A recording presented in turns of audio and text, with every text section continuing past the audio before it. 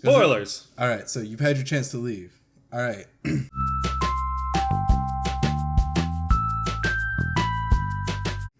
That ending, bro. The ending, yeah, the ending. So, immediately the biggest spoiler. So, yeah, the biggest spoiler. I guess we should give some. Yeah. The context. The plot line is that the mother, the mother of the family is mentally ill, not challenged, but just ill, depressed, from depression, and I think hallucinations, a little bit more than just depression, probably, because she's seeing this.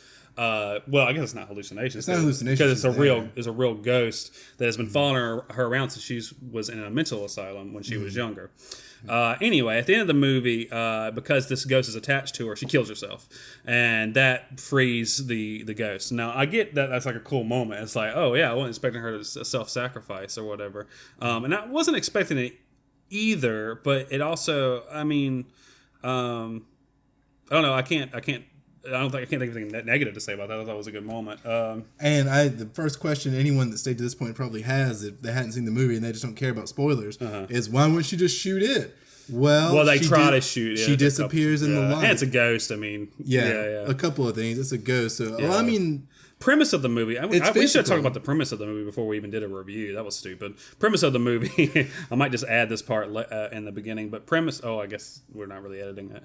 Premise of the movie is that the ghost, when the lights come on, you can't see her. She can't hurt you.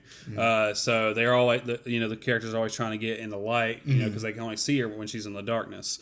So that plays into it whenever they're shooting her with the gun. It flashes and you can't see the ghost of that, which is really cool. Yeah, from the muzzle flash. Yeah, the movie's got some really cool moments in it. The mannequin scene I thought was really good when it's slowly going to the mannequin and she grabs the mannequin, turns around. Thought that was really, really great. Yeah, the way I'm talking, it makes me sound like I love this movie. But can I talk about the negatives? Let's talk about the negatives. Well, I just want to say, like, now that we can elaborate some more, it's just that sense of darkness. If it's dark, there's nothing you can do, and like that scramble to get the light, and it's after she's chasing you, and it's I like it. Okay, yeah, it's because you're scared of being chased. I think that's the deal. That's the deal. Why don't they just flip the light switch on? They do a lot of times. Sometimes the lights will go out, and then the ghost will turn off the lights. We have lights on right now. But anyway, they do try that at one point. Like they change all the bulbs. That gets into some of the negatives for me. Flashlights everywhere. That kind of gets into some of the negatives. There's points in the movie where there's points where they could turn on the light and they don't, and it happens at least 3 or 4 times in the movie. And it's not at a point where they, where the lights went out and they have no way of doing it. There's just moments where the light switch is right there and they don't do it. Same problem in Sinister. Sinister had the same issue. You haven't seen that movie yet, have you? No. I'm just thinking about Sinistar, the game right now. Okay. I am Sinistar. But anyway, Sinister, same deal. Sometimes they just don't turn on the light, and it was very irritating because I feel like that was super cliche. Cops come in, they didn't turn it on. She's open and shutting the door at that one part. When the cops come in, that's at the point where the lights are just out. But the cops don't know that. The cops don't know the lights are out. I mean, I guess maybe that guy could have told them. I guess that makes sense. It just seems like it would have been more natural for them to come in and try it, just instinctively. If you're a cop and you come into a room with your flashlight, I feel like it's reasonable to try to turn the lights on. Oh, it's a cop here right now. I don't know. I got a ticket on the way. But anyway, but also there's a moment where she's trying to open the door and she doesn't even try to flip the switch at all. And it's whenever she gets caught up in the door, like slams on her and she can't get out. She's trying to open the door and she's just shaking the door and she's not even trying. No, it's in the middle of the movie. It's right when the ghost what's her name? The ghost. What's the ghost's name? Diana. I just said it a minute ago too. Diana takes her and lifts her up. And when she does that, before that moment, she doesn't even try to turn the light. There's no point where she does turn on the light.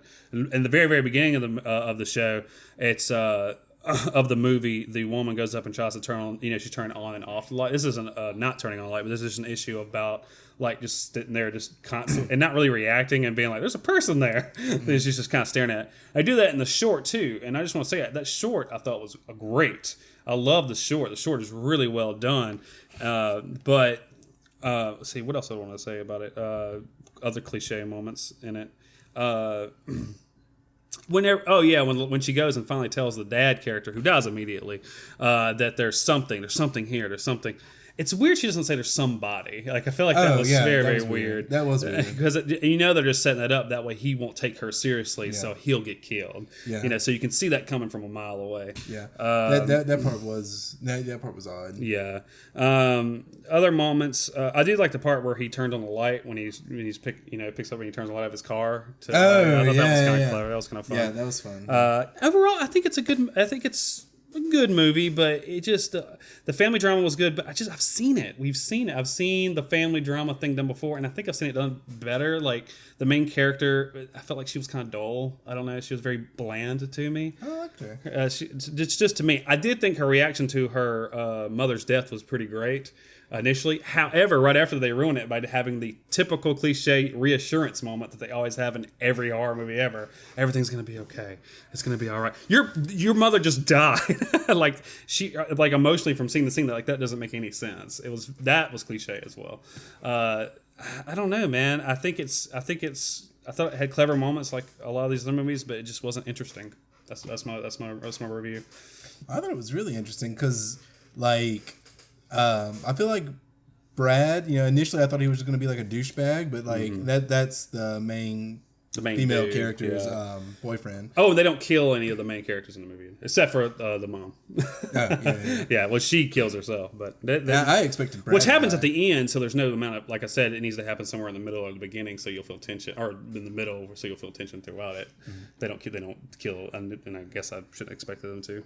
But yeah, I appreciated Brad because he didn't douchebag out over the whole thing. He kind of eagerly believed the story. He was like, he had a lot of questions, but he wasn't like, oh, you're a dumb psycho bitch. Like, he stood by his girlfriend. Yeah. And, And it's like, on one level, it's like, oh, that's good. They don't do the cliche thing of having them not believe it, which they did earlier on. That's another thing that makes sense. Whenever she tells the little kid, like, it's all, he's just dreaming.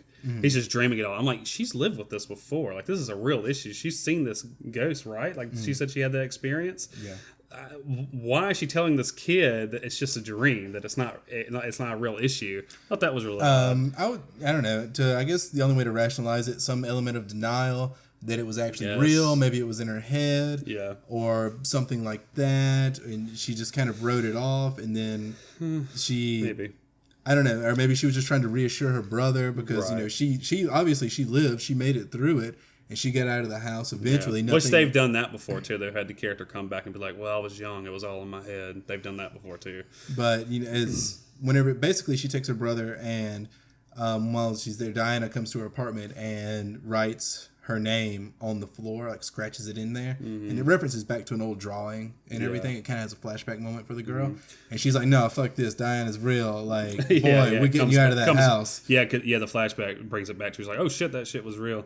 But like you were saying, Brett, it was good that he believed her on one hand, but on the other hand, it's like, would he believe her? Would he, if like you were in a situation and you're like, there's a ghost in here, it's like, I don't know. I would be the cliche, stereotypical asshole in that moment. I appreciate it, Brett. Yeah, but yeah. Also, I don't know if his name is Brett or Brad. Sometimes it sounded like they said Brad. Sometimes it sounded like Brad. Sometimes it sounded like Brad. I mean, Bread. I don't know. Like Bread. I feel like they couldn't keep his name straight. They just anyway. This one's pretty long. You pretty much got all the information you need. Pretty divided. I felt like it had there's some good moments in it. If you are easily scared, go see it. But I found it to be a little cliche. I don't know. I felt like my money was more well spent on this than on The Conjuring. I like The Conjuring better. I like The Conjuring 2 and Conjuring because they're more fun. They don't really get to me, but I think that they're fun. This one wasn't like real fun. Oh, in terms of actually dealing with mental illness, I think The Taking of Deborah Logan did it better. As far as the character and that weaving into the actual plot, some of the stuff at the end of Taking of Deborah Logan was kind of silly a little bit, which kind of ruins the rest of the movie. But the performance from the lady was really good, and I think they wove it into the plot really well in that movie. I think they did it better.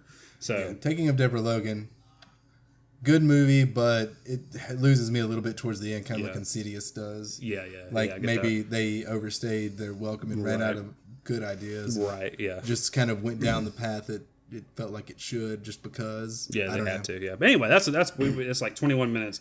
You put no one's here, no one's left to watch what we're saying right now. But anyway, We need, if someone stayed for the entire time, we need to tell them something to put in the comments so we know that they stayed. okay. What do they need to If put? you watch this whole thing, put in the comments, say, man, I can't think of anything clever to say. It needs to be something they wouldn't normally say. Say boo review. Team AJ or Team Jerad? Yeah, there you go. That's actually That's really good. that's yeah. actually a good idea Okay. because we're so divided on it. So, We get all our best ideas from Vu. Vu's actually the creator of this whole thing. so yeah, if you actually watch for this entire thing, tell us who you. Well, I guess it works better if you've seen the movie. Either way, tell you Team AJ or Team Jerad. Team AJ or Team Comment in Team Nathan. Team Nathan. If you say Team Nathan, then you're dead to me. I'll appreciate it. all the more reason to pick Team Jerad. This So I'm is saying. Civil War right here. This is where it begins. So yeah, this is like our longest video ever. So in the future, when we do these, we'll try to Cut it down. we'll try to keep it a little bit shorter so that people watch the entire thing. But yeah, it was obviously we enjoyed the movie. We just have a little bit different takeaways from it. So depending on what you like, from what we established ourselves as liking, will probably influence how you might like it. Anyway, you know. We're gonna get out of here. Yeah, let's get out of here. Get out of here. Thank you guys, and look for here shortly 11 a.m. Central Time. Top 5 haunted dolls.